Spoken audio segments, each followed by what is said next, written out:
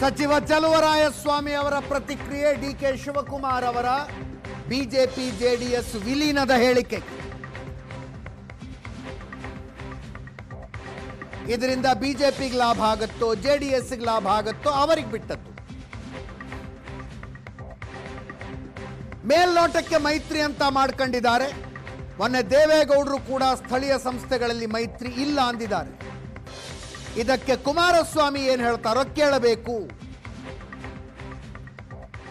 ಮೈತ್ರಿ ವಿಲೀನದ ವಿಷಯವನ್ನ ಡಿಕೆ ಶಿವಕುಮಾರ್ ಅವರು ಯಾವ ಅರ್ಥದಲ್ಲಿ ಹೇಳಿದ್ರೋ ಗೊತ್ತಿಲ್ಲ ಅಂದ್ರು.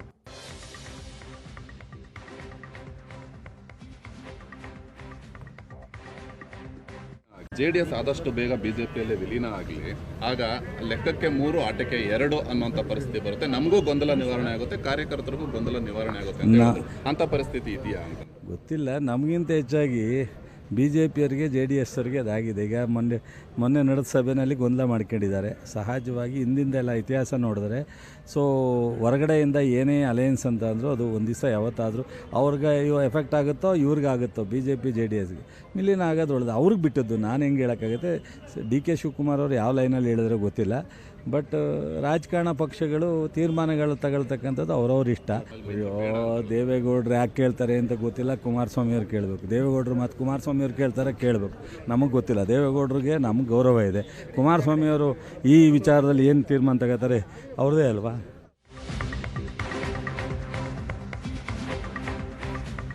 ಇನ್ನು ಸ್ಥಳೀಯ ಸಂಸ್ಥೆಗಳಲ್ಲಿ ಮೈತ್ರಿ ಇಲ್ಲ, ಬಿಜೆಪಿ ಜೆಡಿಎಸ್ ಪ್ರತ್ಯೇಕ ಸ್ಪರ್ಧೆ ಅನ್ನುವ ದೇವೇಗೌಡರ ಹೇಳಿಕೆಗೆ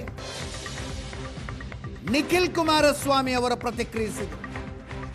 ಆ ವಿಷಯ ಇನ್ನೂ ತೀರ್ಮಾನ ಆಗಿಲ್ಲ.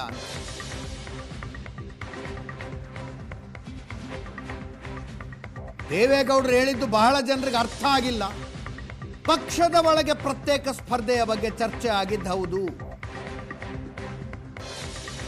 ಸ್ಥಳೀಯ ಸಂಸ್ಥೆ ಮೈತ್ರಿಯ ಬಗ್ಗೆ ಬಹಳ ಗೊಂದಲ ಆಗಿದೆ. ಅಂತಿಮವಾಗಿ ದೇವೇಗೌಡರೇ ತೀರ್ಮಾನ ಮಾಡ್ತಾರೆ ಎಂದು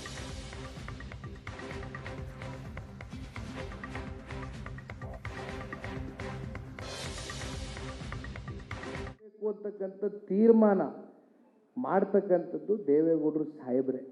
ಅವರು ಹೇಳಿರ್ತಕ್ಕಂಥ ಮಾತಿನ ಅರ್ಥ ಆ ದಾಟಿ ಒಂದಷ್ಟು ಜನಕ್ಕೆ ಅರ್ಥ ಆಗಿರುತ್ತೆ, ಒಂದಷ್ಟು ಜನಕ್ಕೆ ಅರ್ಥ ಆಗಿರ್ಲಿಕ್ಕಿಲ್ಲ.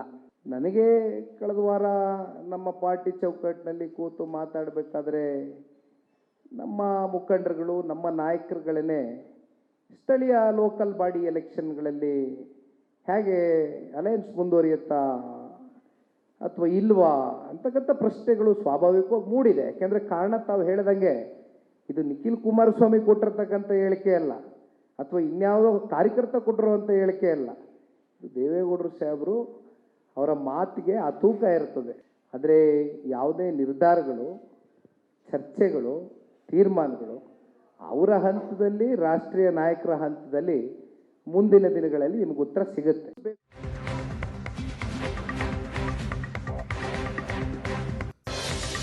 ಪ್ರತ್ಯೇಕ ಸ್ಪರ್ಧೆ ಅಂತ ಮಾಜಿ ಪ್ರಧಾನಿ ದೇವೇಗೌಡರೇ ಹೇಳುದು. ಇದಕ್ಕೆ ಪಕ್ಷದೊಳಗಿನ್ನೂ ಒಮ್ಮತ ಇಲ್ಲ.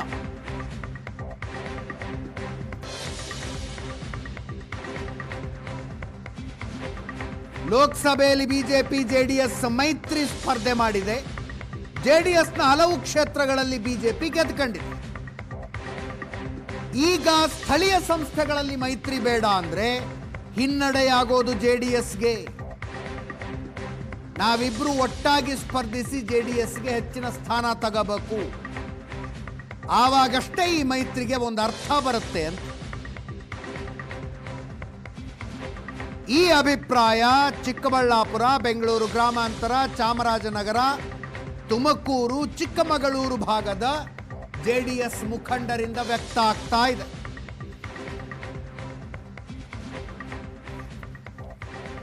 ಮೈತ್ರಿಯಲ್ಲೇ ಸ್ಪರ್ಧೆ ಮಾಡೋಣ ಅಂತಿದ್ದಾರೆ ಈ ಜಿಲ್ಲೆಗಳ ಮುಖಂಡರು.